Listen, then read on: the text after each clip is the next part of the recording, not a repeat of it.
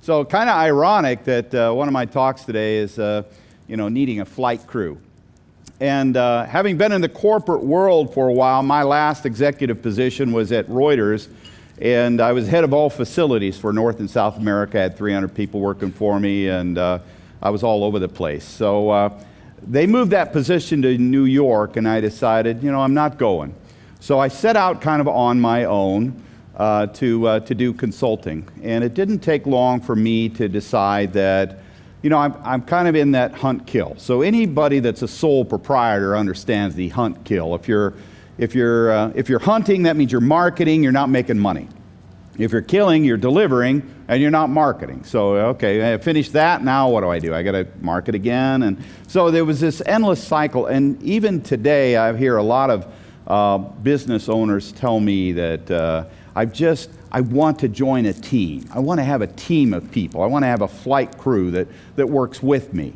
So I set out to find an opportunity to bring in some partners to join my team and to grow a business where I could make money at night. That was really kind of my vision. How can I make money at night?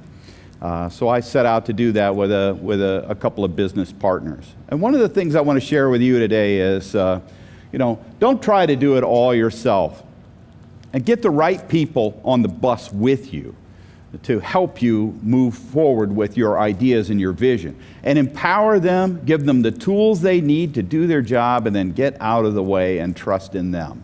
So these are my 3 points that I want to share with you as I go about my presentation today. So my partners that I joined with were Jared Pino, whom many of you probably know, and Steve Brown, whom many of you probably don't know. But I approached Steve one day as I was working in a consulting gig for another technology company, and I said, "Steve, you ever thought about starting your own business?" And he said, "Just about every day." I said, "Well, then we need to get together and talk about this, because I think with your skill set of technology and mine with all the other things I've done, maybe we could join ranks and start our own business." And Jared overheard us talking and said, hey, well, I heard you guys speaking. Whatever you're doing, I'm in. So you better just count on me, or the jig is up here. I'm gonna tell them. So the three of us set out on our own to start our business. It was in 2009, and 5 years later, we were celebrating because of a lot of people that joined us on our bus to create our flight crew as we move forward, helped us grow.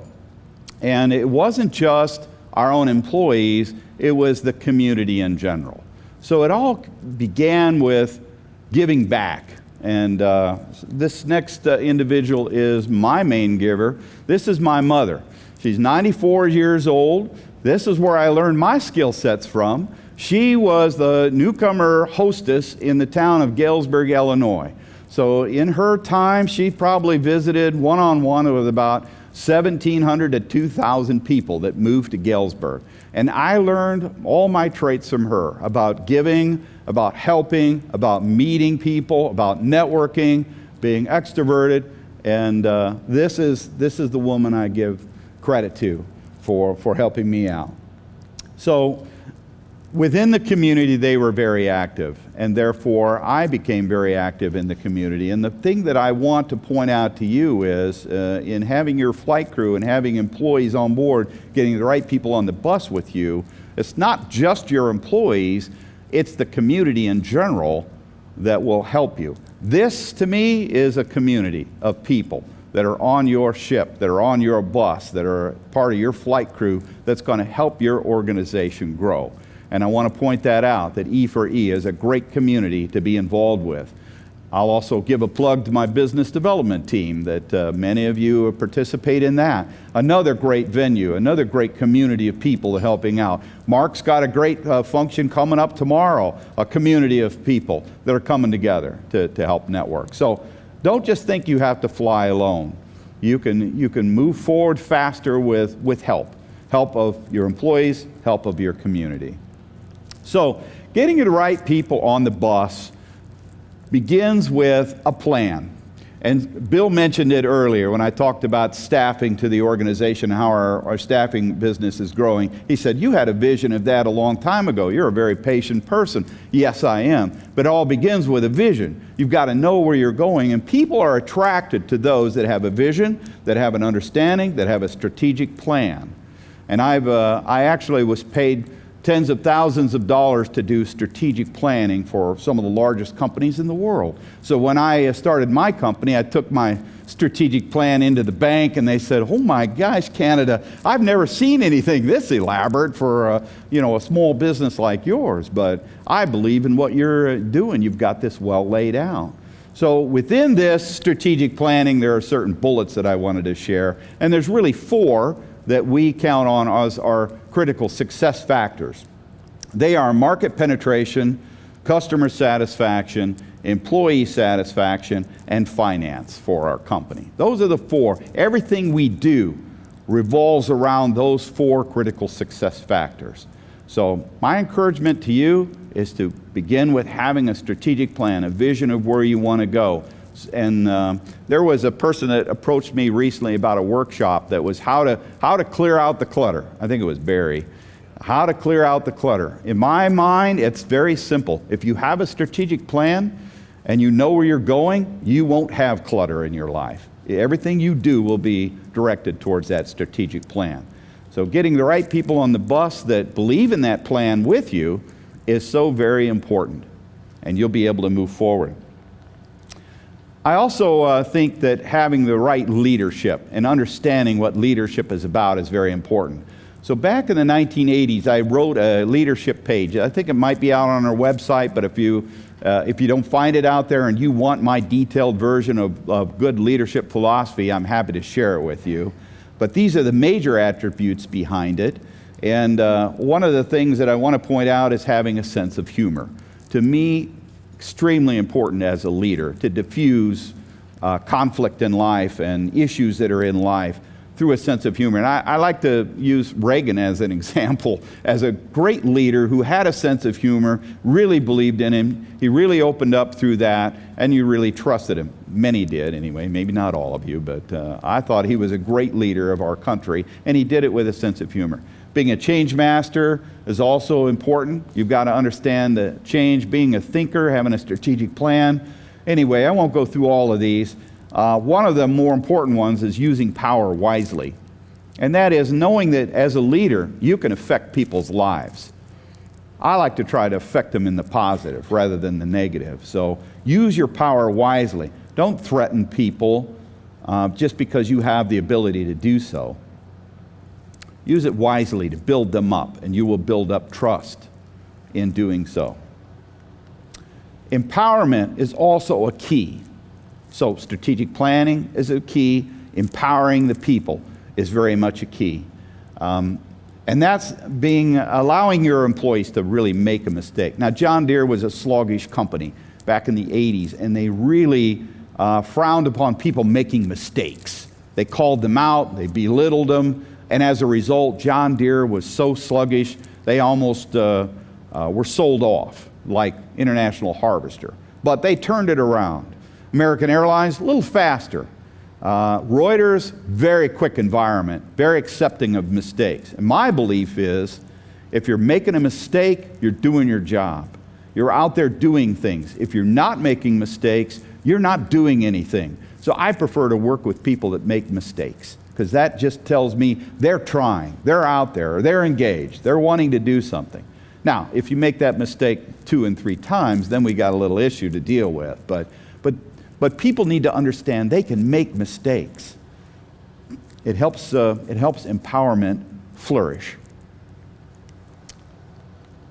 Trust is also important within an environment of getting the right people on the crew with you.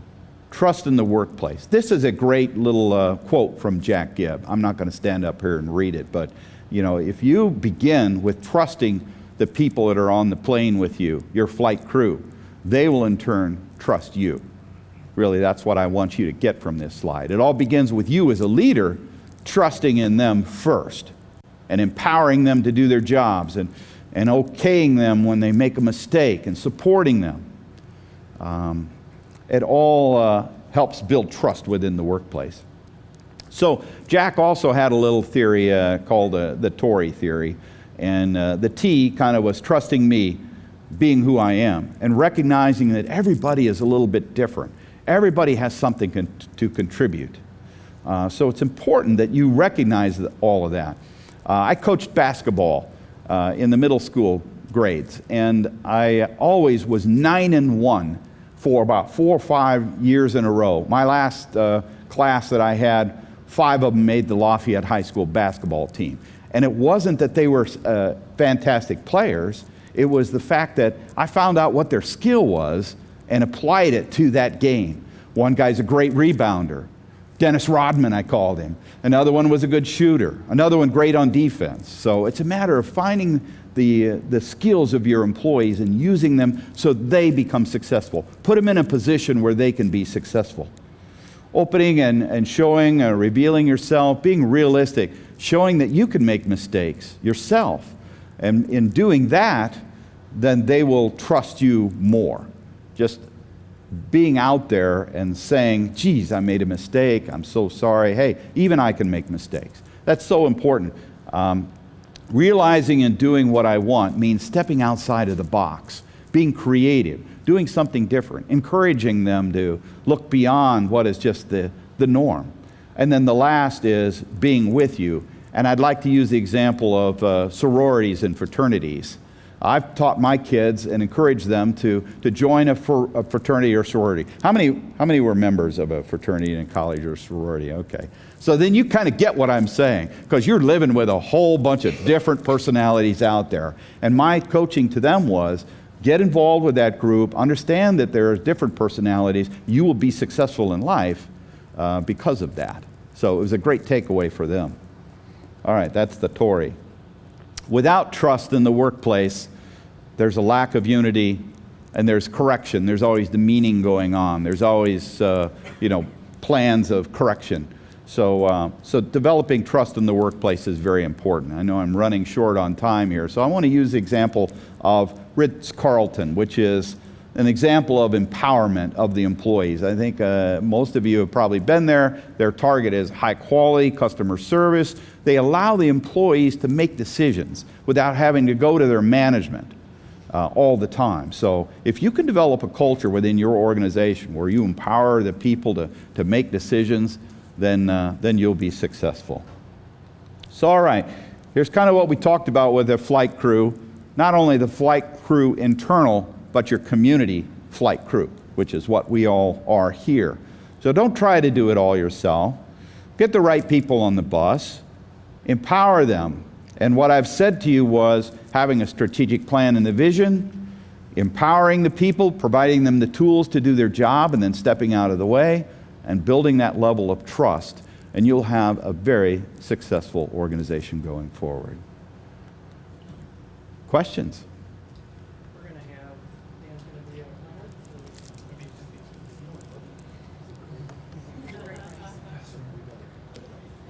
I'm ready to run.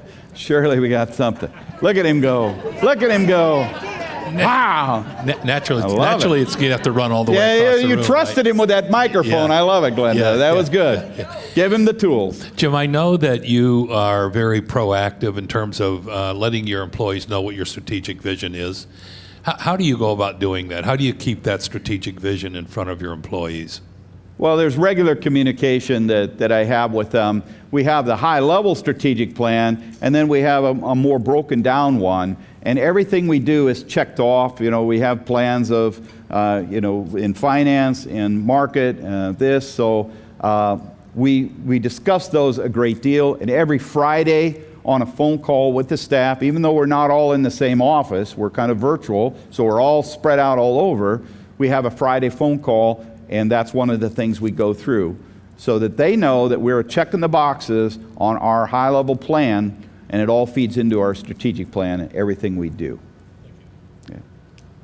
Yeah. Jim, thanks for that good information on building a flight crew. In your time of figuring this out, was there any major mistake you made that you figured out, oh, I can't do that anymore? Oh, I always made mistakes, obviously. Yeah. So sometimes you don't have the right person on the right, that doesn't see the vision that you do. You trusted them for a while, and all of a sudden they're not getting it with you. So don't be afraid to ask one of your crew members to step aside and step off the bus, so to speak, if they aren't getting it.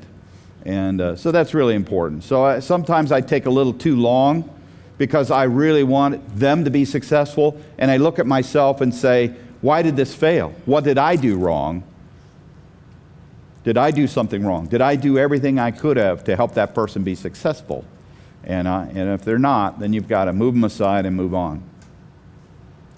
Jim, this term empowerment and engagement, it's been flying around for a long time. Oh, yeah. A lot of different people have different ideas about what it is, how to do it. Can you give us some very practical kinds of processes and tools that you use to operationalize that principle? Oh, good question, Les. A lot of it to me is feeling. It's how do they feel? Do they feel comfortable in an environment? I mean, the process to me would be how I approach them, how I communicate with them, how I deal with them.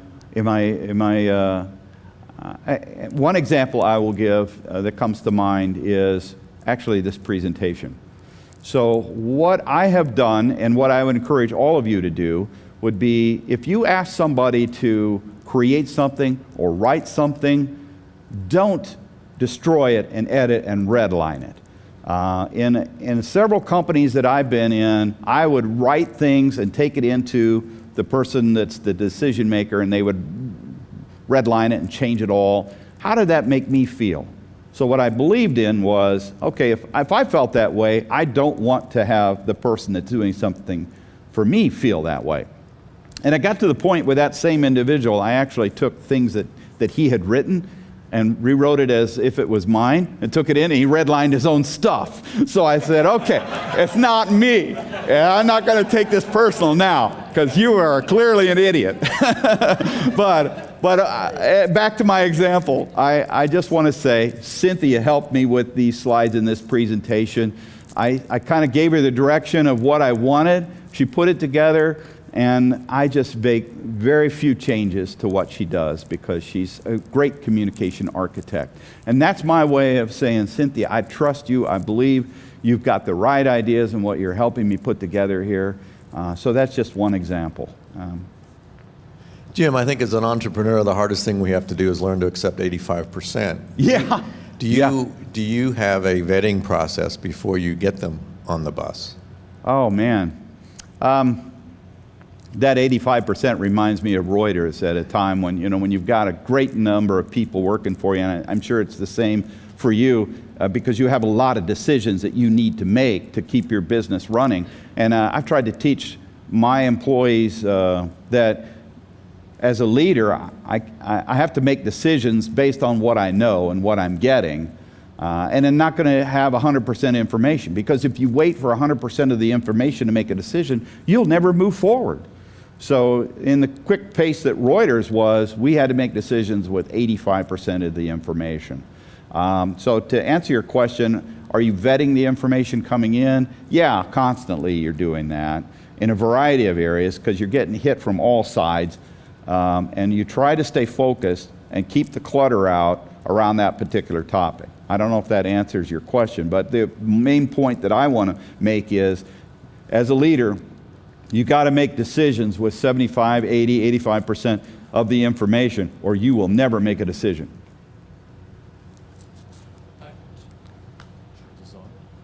Oh, out of time? One more?